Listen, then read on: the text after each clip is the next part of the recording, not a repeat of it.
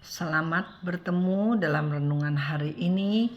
Damai sejahtera dan kasih karunia dari Allah Bapa dan Yesus Kristus dalam persekutuan dengan Roh Kudus. Amin. Diambil dari Yakobus 1 ayat 13. Apabila seorang dicobai, janganlah ia berkata, pencobaan ini datang dari Allah. Sebab Allah tidak dapat dicobai oleh yang jahat, dan ia sendiri tidak mencobai siapapun. Saudara, kita tahu sekarang bahwa Allah tidak mencobai siapapun. Cobaan yang membawa kepada kesengsaraan, penderitaan, kecelakaan, dan sakit penyakit bukan dari Allah tetapi dari si jahat. Banyak orang Kristen mengatakan bahwa cobaan itu datang dari Allah dan berkata bahwa dia dapat menanggungnya. Padahal Allah mengatakan di dalam Yesus, kita sudah menjadi ciptaan baru, dan dikatakan bahwa kita umat Kristen, umat Tuhan, pengikut-pengikut Kristus adalah lebih dari pemenang. Lukas 4 ayat 13. Sesudah iblis mengakhiri semua pencobaan itu, ia mundur daripadanya dan menunggu waktu yang baik. Saudara, jadi kita tahu sekarang siapakah yang mencobai kita dengan cobaan-cobaan yang berat? Iblis, si jahat, musuh Tuhan, musuh kita semua. Dia datang mengelilingi kita terus-menerus untuk melihat celah-celah di mana kita bisa diserang. Dari 1 Petrus 5 ayat 8 dikatakan, sadarlah dan berjaga-jagalah. Lawanmu si iblis berjalan keliling sama seperti singa yang mengaum-ngaum dan mencari orang yang dapat ditelannya. Saudara, dan siapakah yang dapat ditelan oleh singa tersebut? Pernahkah saudara melihat singa yang dengan sabar mengikuti kawanan kijang atau domba yang sedang di padang? Singa akan menyerang kijang atau domba pada waktu kijang atau domba itu lepas dari kawanan, atau seorang diri, atau terpencil. Dia adalah kijang domba yang paling lemah sehingga terbelakang dari kawanannya yang besar. Bagaimana menghindar dari serangan para singa tersebut? Lukas 22 ayat 46. Kata Yesus kepada mereka, mengapa kamu tidur? Bangunlah dan berdoalah supaya kamu jangan jatuh ke dalam pencobaan.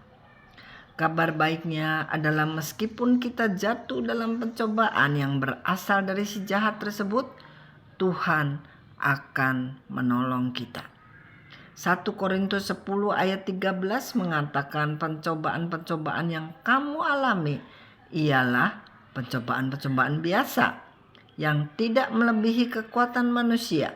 Sebab Allah setia dan karena itu ia tidak akan membiarkan kamu dicobai melampaui kekuatanmu. Pada waktu kamu dicobai, ia akan memberikan kepadamu jalan keluar sehingga kamu dapat menanggungnya.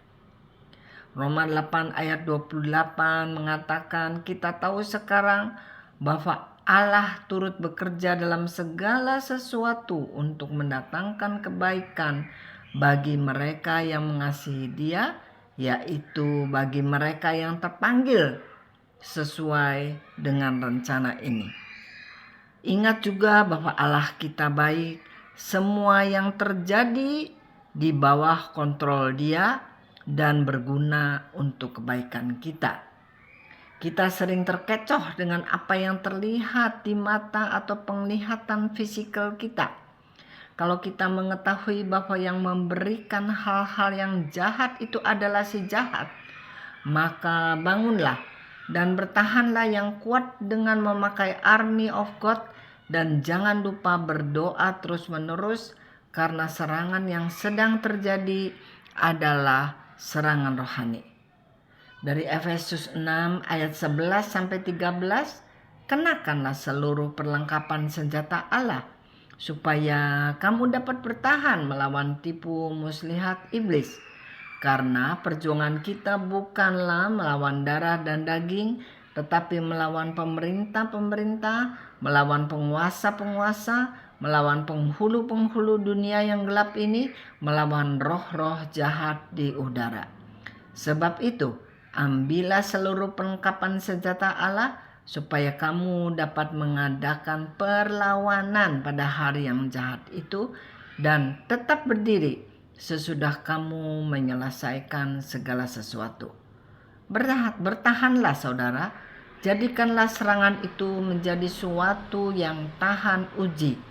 Dari Roma 5 ayat 4 dikatakan, dan ketekunan menimbulkan tahan uji, dan tahan uji menimbulkan pengharapan.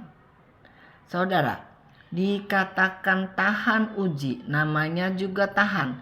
Menahan dari apa? Dari serangan, penderitaan, kesengsaraan, kesulitan yang terjadi, keruwetan, dan sebagainya. Dan suatu yang namanya tahan uji menghasilkan pengharapan di dalam Tuhan. Sekian renungan hari ini. Sampai bertemu kembali di lain kesempatan. Salam kasih karunia dan damai sejahtera selalu di dalam Kristus. Amin.